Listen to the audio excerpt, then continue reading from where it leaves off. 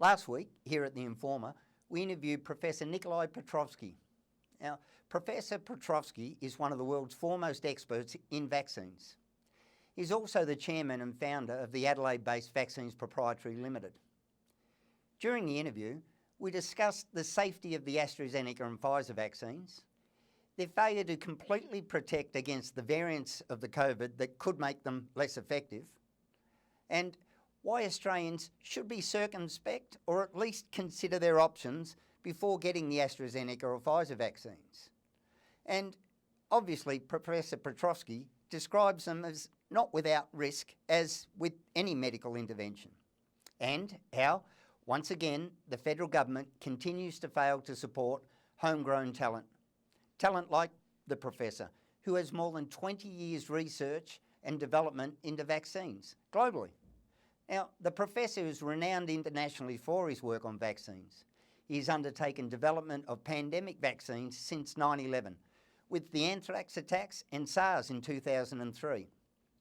The United States National Institutes of Health has long funded the professor's work. Now, it's fair to say the professor is not only a world expert, but he could well be considered Australia's foremost expert in vaccine development. So you would think when the professor speaks, we really should listen, but we haven't.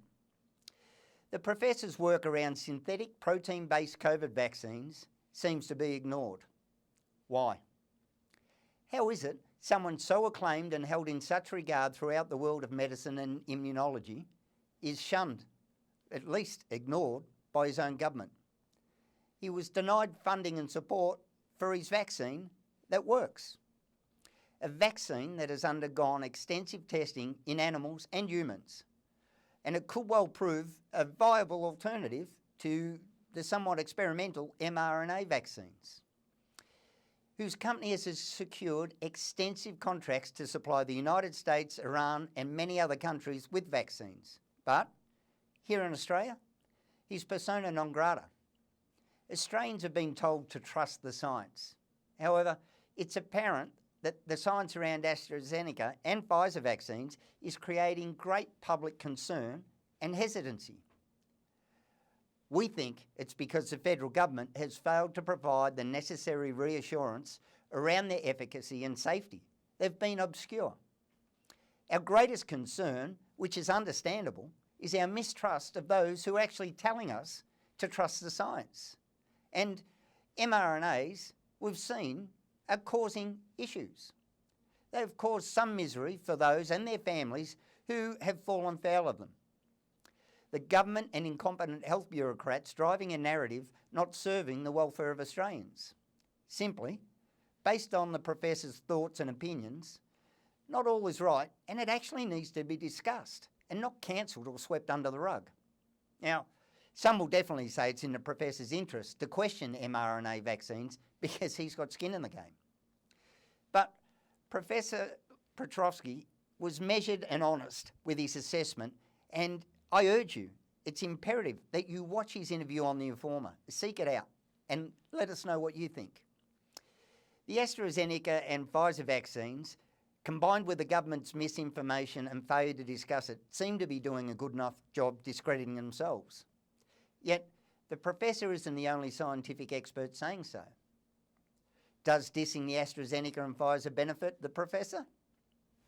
If so, how does it? The professor is confident, and his current human protein-based clinical trials show the vaccine could well outshine the mRNA vaccines. And, although it might be true, you should be more prepared to believe someone who has conducted extensive testing where the extensive data exists to support the science than those who don't. The federal government should be ashamed. It should be embarrassed how during a period of global uncertainty it has ignored one of its very own. It showed no confidence in a world-leading expert in his field and opted to acquiesce to globalist forces.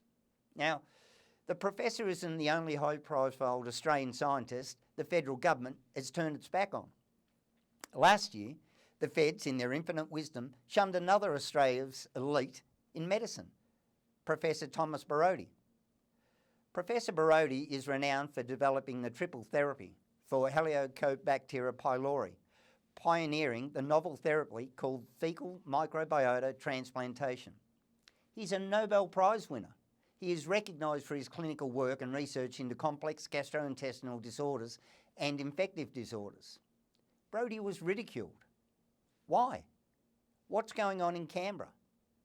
Just how self-assured or incompetent are our health bureaucrats who are advising the Prime Minister and Minister Hunt? The advisors to the bureaucrats must be held to account. They've been party to an agenda that has crippled Australia and destroyed many lives, not only now, but possibly well into the future. Some need to be held to account. Now, what's worse than the failure to admit they got it wrong is if they do admit they're wrong and they were complicit, it's a narrative that Australia's barked on the ruination of us. And it would almost guarantee legal writs would be served. It would open the floodgates to the demise of political careers and possible litigation. And now, Australia appears to be heading for a level of civil unrest that we just recently witnessed in Sydney with riots. But that's a price to pay because of poor leadership and incompetence.